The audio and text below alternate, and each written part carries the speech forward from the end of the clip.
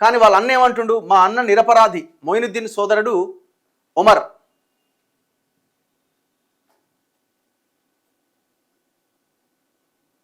ఇగో ఒమర్ ఫారూఖీ ఎవరు, వాళ్ళ బ్రదర్. ఇగో business deal ఉందని పోయిండట.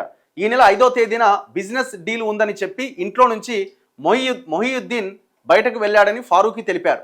9వ తేదీన ఏటీఎస్ పోలీసులు నాకు ఫోన్ చేసి మీ అన్నకు ఉగ్రవాదులతో సంబంధాలున్నాయని అందుకే అరెస్ట్ చేశామని చెప్పారు. దాంతో అందరం ఒక్కసారిగా షాక్కు గురయ్యాం.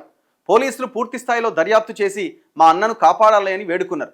మొహియుద్దీన్ గదిలో ఉన్న సామాగ్రిని తీయవద్దని, 2 రోజుల్లో వచ్చి వాటిని స్వాధీనం చేసుకుంటామని ఏటీఎస్ పోలీసులు చెప్పినట్లు ఫారూఖీ వెల్లడించారు.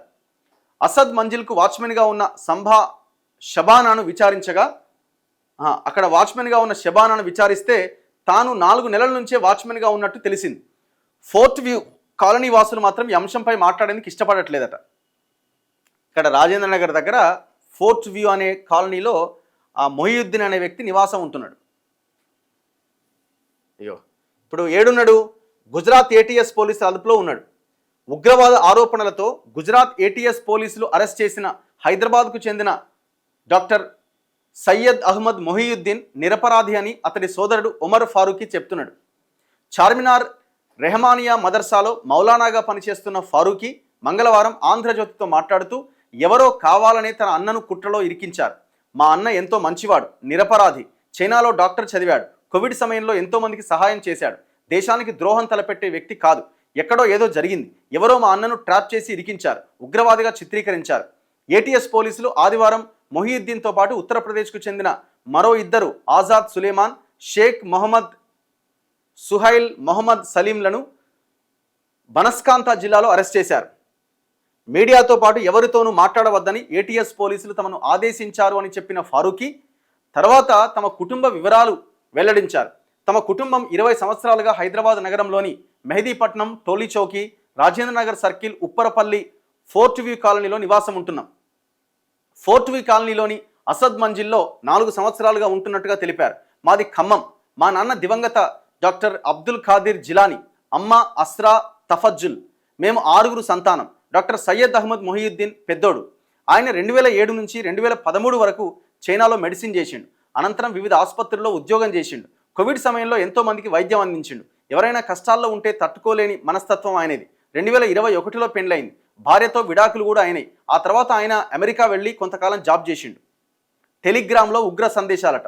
అహ్మద్ మొహియుద్దీన్ హైదరాబాద్లో ఎక్కడెక్కడ రెక్కీ చేశాడు అనే అంశంపై దర్యాప్తు సంస్థలు దృష్టి సారించాయి.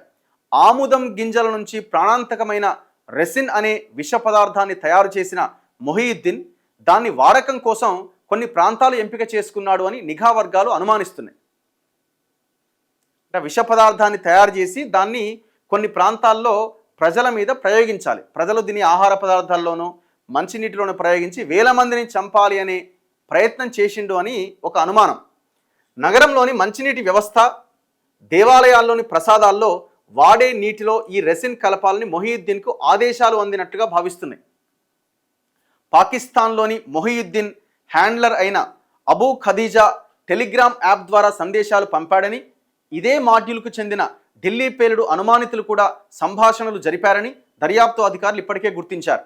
మొహియుద్దీన్ ఎక్కడెక్కడ తిరిగాడు అనే విషయాన్ని గుర్తించడానికి నిఘా బృందాలు, సీసీ కెమెరాలు జల్లెడ పడుతున్నాయి. మొహియుద్దీన్ తన ఫోన్లో గూగుల్ లొకేషన్ను ఆఫ్ చేసుకున్నాడు.